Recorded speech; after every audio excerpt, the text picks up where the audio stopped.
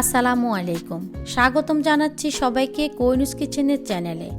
আজকে আমি আবারও নতুন একটা রেসিপি নিয়ে হাজির হয়ে গেলাম। আজকে আমি রান্না করব পালং শাক। এই পালং শাকটাকে একদম অন্যরকম স্বাদে রান্না করব। এভাবে পালং শাক রান্না করলে একদম কম সময়ে কম উপকরণে এই পালং শাকটা রান্না হয়ে যায়। এই পালং শাকটা রান্না করে গরম গরম ভাতের সাথে খেতে ভীষণ ভালো লাগে। তাহলে চলুন কথা না বাড়িয়ে দেখে নিই পালং শাক রান্না করতে কি কি উপকরণ লাগবে। আর আমার রেসিপিটি ভালো লাগলে প্লিজ একটা লাইক দিবেন, শেয়ার করবেন ফ্রেন্ডস অ্যান্ড ফ্যামিলির সাথে। প্রথমে আমি একারি পালং শাক নিয়ে নিয়েছি আর নিয়ে নিচ্ছি অর্ধেকটা মিষ্টি কুমড়ো। আমি এখানের অর্ধেকটা কেটে ব্যবহার করব।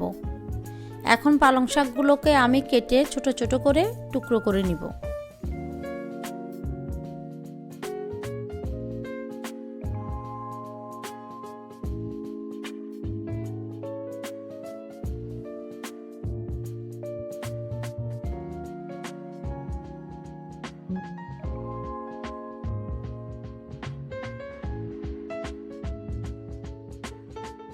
দেখুন এভাবে ছোট ছোট করে কেটে নিতে হবে।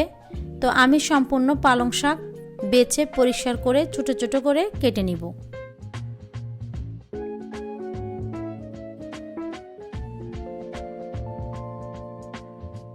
এখন আমি মিষ্টি কুমড়োটা কেটে নিচ্ছি। এখান থেকে অর্ধেক মিষ্টি কুমড়ো আমি কেটে নিচ্ছি।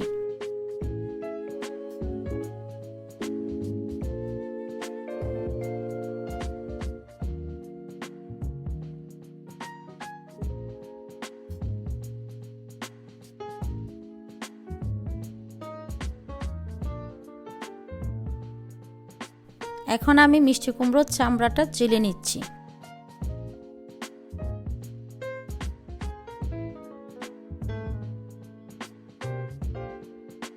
তো মিষ্টি কুমড়োর চামড়াও ছিলা হয়ে গিয়েছে। এখন আমি মিষ্টি কুমড়োর উপরের অংশটাও পরিষ্কার করে নিচ্ছি।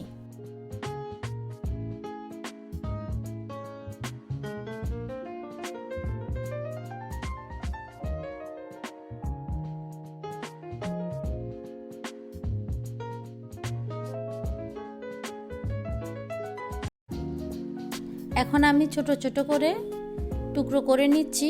আমি আমার পছন্দ মতো টুকরো করে নিচ্ছি, আপনারা আপনাদের পছন্দ মতো টুকরো করে নেবেন।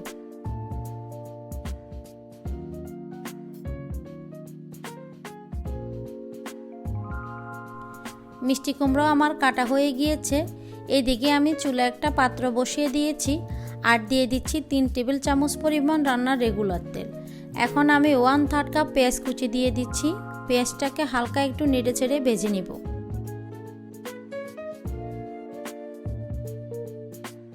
এখন এখানে 1 টেবিল চামচ পরিমাণ রসুন কুচি দিয়ে দিচ্ছি। রসুনটাকে আমি পেঁয়াজের সাথে হালকা ভেজে নিব।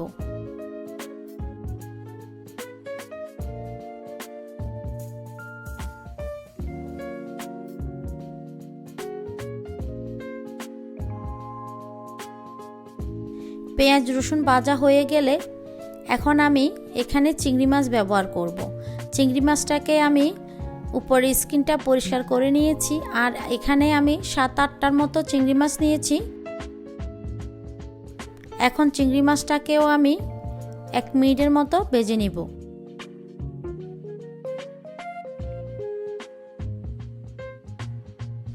এখানে আমি 1 চা চামচ হলুদ গুঁড়া, 1 চা চামচ মরিচ গুঁড়া, 1 চা চামচ জিরা ধনিয়ার গুঁড়া, 1 চা চামচ লবণ দিয়ে দিলাম।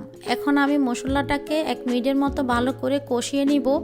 আর আমার জিরা ধনিয়া আমি একসাথে ভেঙে নিয়েছি।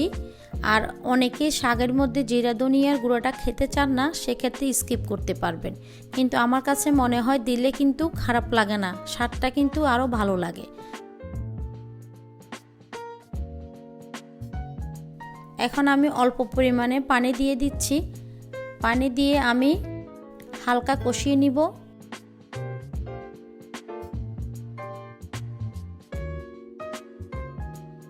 মশলাটা কষানো হয়ে গেলে এখন আমি মিষ্টি কুমড়োগুলো দিয়ে দিচ্ছি।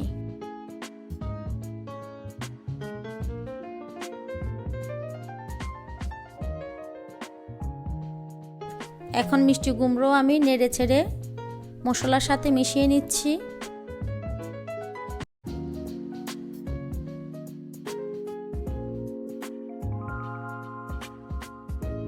আর এখানে আমি হাফ কাপ গরম পানি দিয়ে দিচ্ছি।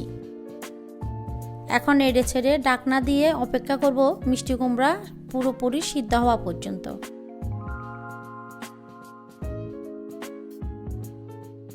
তো ঢাকনা খুলে আমি নেড়ে ছেড়ে দিচ্ছি। দেখুন মিষ্টি কুমড়ো কিন্তু মাখা মাখা হয়ে গিয়েছে আর মিষ্টি কুমড়ো কিন্তু পুরোপুরি সিদ্ধ হয়ে গিয়েছে। এখন আমি কেটে রাখা শাকগুলো দিয়ে দিচ্ছি। শাক দিয়ে আমি 1 মিনিটের মতো ঢাকনা দিয়ে রেখেছি। এখন মিষ্টি কুমড়োর শাক আমি মিশিয়ে নিচ্ছি। আমি এখানে 2 আঁটি পালং শাক ব্যবহার করেছি। আমার কাছে মনে হলো 1 আঁটি শাক কম হয়ে যায়, তার জন্য পরে আমি আরও 1 আঁটি শাক ব্যবহার করেছি। এখন নেড়ে ছেড়ে নিচ্ছি। আর পালং শাক থেকে দেখুন প্রচুর পরিমাণে পানি বেরিয়েছে। এখন আমি 7-8টার মতো কাঁচামরিচ দিয়ে দিচ্ছি। এখন আরও 1 মিনিটের মতো নেড়ে ছেড়ে রান্না করব।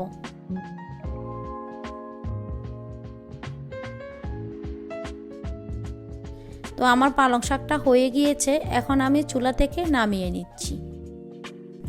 এখন শাকের মধ্যে আমি বাগার দিব।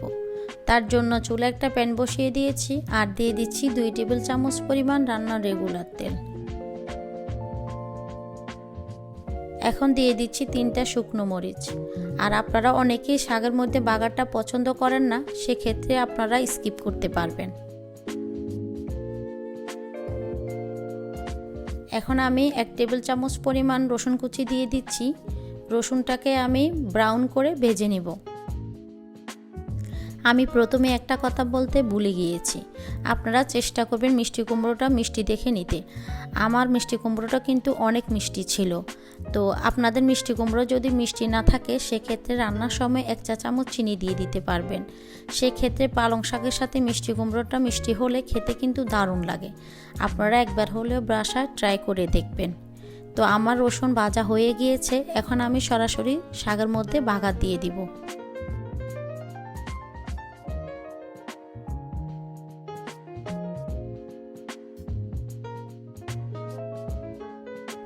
এখন নেড়ে ছেড়ে শাকের সাথে মিশিয়ে নিচ্ছি। আমি শাক একটা বাটিতে বেড়ে দেখাচ্ছি।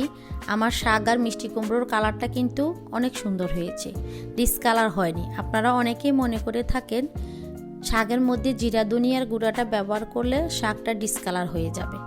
আমি বলবো আমার রেসিপিটি পুরোপুরি ফলো করে তৈরি করলে কিন্তু ডিসকালার হবে না। তো আশা করছি আমার আজকের রেসিপিটাও আপনাদের ভালো লেগেছে। ভালো লাগলে প্লিজ একটা লাইক দিবেন, কমেন্ট করবেন, শেয়ার করবেন ফ্রেন্ডস অ্যান্ড ফ্যামিলির সাথে। আর আমাকে বেশি বেশি করে সাপোর্ট করতে আমার চ্যানেলটির পাশে থাকবেন। পাশে থাকা বেলটা ক্লিক করে রাখবেন, পরবর্তীতে নিউ ভিডিও আপলোড দিলে যেন নোটিফিকেশান পেয়ে যান। তো আজ এই পর্যন্ত। সবাই অনেক বেশি ভালো থাকবেন, সুস্থ থাকবেন। সবাই সবার জন্য দোয়া করবেন, আমিও সবার জন্য দোয়া করব। আল্লাহ হাফেজ।